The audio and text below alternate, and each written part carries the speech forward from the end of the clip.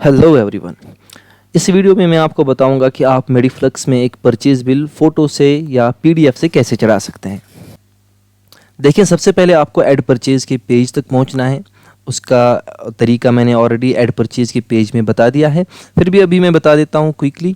या तो आप यहां पर परचेजेस पे क्लिक करके ऐड परचेज में जा सकते हैं, या आप यहां पर टॉप बार में क्विक नेविगेशन से ऐड परचेज पे जा सकते हैं, या आप कंट्रोल के से मेडिफ्लक्स लेंस को ओपन कर सकते हैं।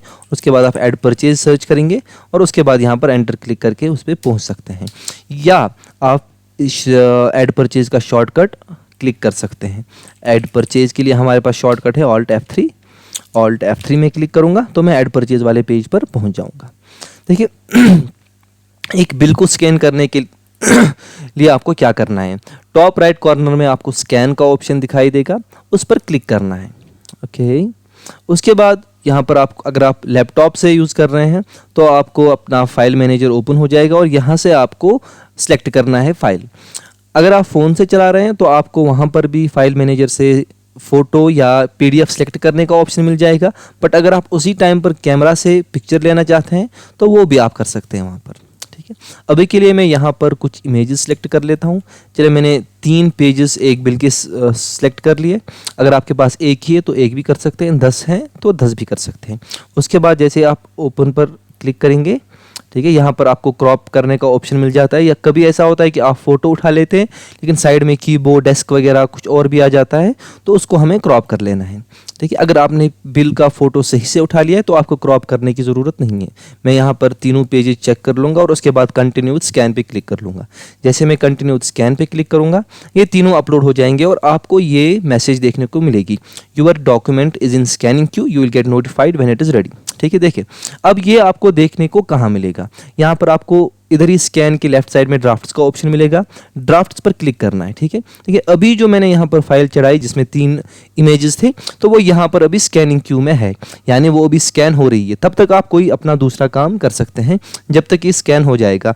वंस इसकी स्कैनिंग कंप्लीट हो जाएगी, ठीक है, तो आपको यहाँ पर इस तरीके से इंसर्ट या अपेंड का ऑप्शन मिल जाएगा। देखिए अभी ये इतने में स्कैन हो गई।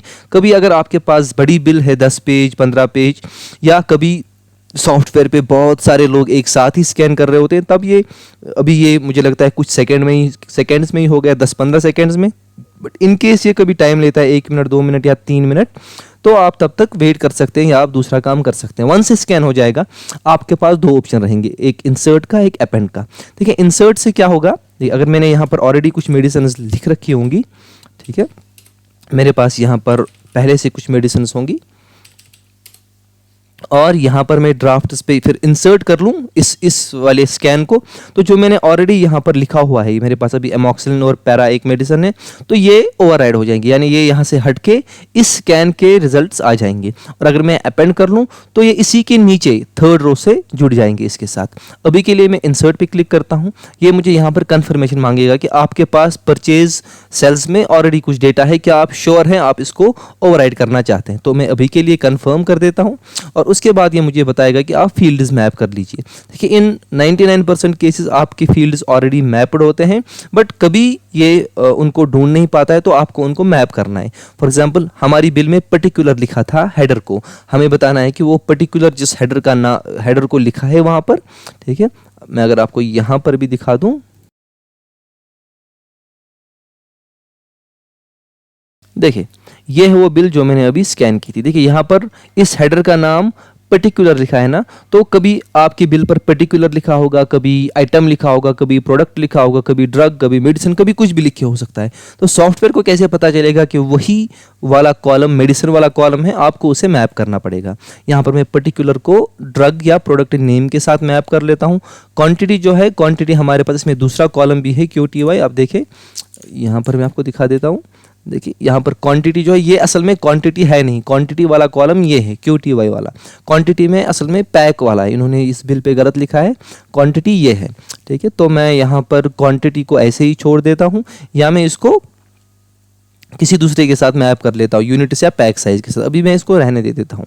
मैन्युफैक्चरर ऐसा हमारा यहाँ पर कॉलम है नहीं, बैच नंबर ऑलरेडी मैप हो चुका है, expiry, MRP rate, quantity already map हो चुका है, और ये मुझे अब नेक्स्ट का ऑप्शन भी दिखा रहा है। देखिए अगर मैं इसको हटा दूँ तो नेक्स्ट का ऑप्शन डिसेबल्ड है। देखिए यहाँ पर जिन जिन के साथ भी एस्टरिस्क ये स्टार का मार्क है, वो हमें ज़रूरी नेसेसरली रिक्वायर्ड है मैप करना किसी के साथ। ये वाला रिक्वायर्ड है, ऑलरेडी मैप्ड है, ये वाला ऑलरेडी मैप्ड, ये वाला ऑलरेडी मैप्ड, ये नेसेसरी नहीं है इसको, इसलिए यहाँ पर ज़रूरी नहीं है ऐड करना। कॉस्ट ये नेसेसरी रिक्वायर्ड है, ऑलरेडी मैप्ड है। एमआरपी जो है ये नेसेसरी नहीं है बट ये मैप्ड है फिर भी। अभी मैं बस जब भी इसको मैप कर लूँगा तो मेरे पास नेक्स्ट का बटन इनेबल हो जाएगा। नेक्स्ट कर लेता हूँ।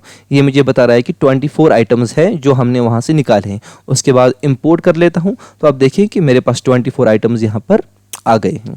ठीक है, तो इतना आसान है यहाँ पर किसी भी परचेज बिल को अपलोड करके उसको ऐड कर लेना। ठीक है, अब जैसे जैसे आप नए नए स्कैन ऐड करते जाएंगे वो आपको यहाँ पर आ जाएगा। कभी ऐसा होता है कि आपके पास बहुत बड़ी बिल होती है, आप पहले 3 पेज स्कैन करेंगे और उसके बाद 1 पेज। देखिए मैंने अभी यहाँ पर 2 स्कैन है मेरे पास। ओके, इसमें मेरे पास 3 पेजेस थे और इसमें 1 पेज। अब अगर मैं एज्यूम कर लेता हूँ कि ये 1 पेज जो है ये भी इसी वाली परचेज बिल का 1 पेज है। ठीक है, तो मैं क्या कर लूँगा, इसको अपेंड कर लूँगा। अपेंड कर लिया मैंने। ये बता रहा है कि आप श्योर हैं इसको अपेंड करना चाहते हैं। मैं कन्फर्म कर लेता हूँ और यहाँ पर ये ऑलरेडी देखें इस वाले केस में ये ऑलरेडी सारे फील्ड्स मैप हो गए।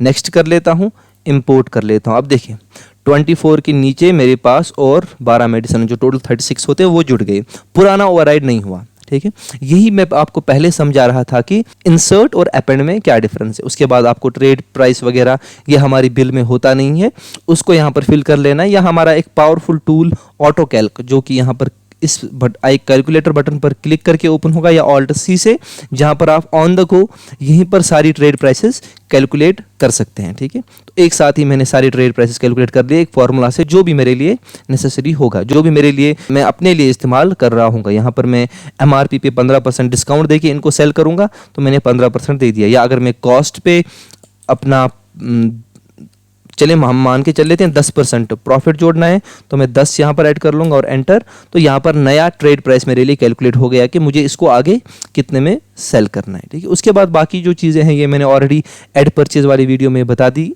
हैं, जो कि आपको ऊपर पहले ही इन्फो बटन पे आ गया होगा, या मैं डिस्क्रिप्शन में भी उस वीडियो को डाल देता हूँ, आप वो वीडियो भी देख सकते हैं। तो इतना आसान था मेडिफ्लक्स में एक PDF या इमेज से एक परचेज बिल ऐड करना। Thank you so much for taking time to learn मेडिफ्लक्स।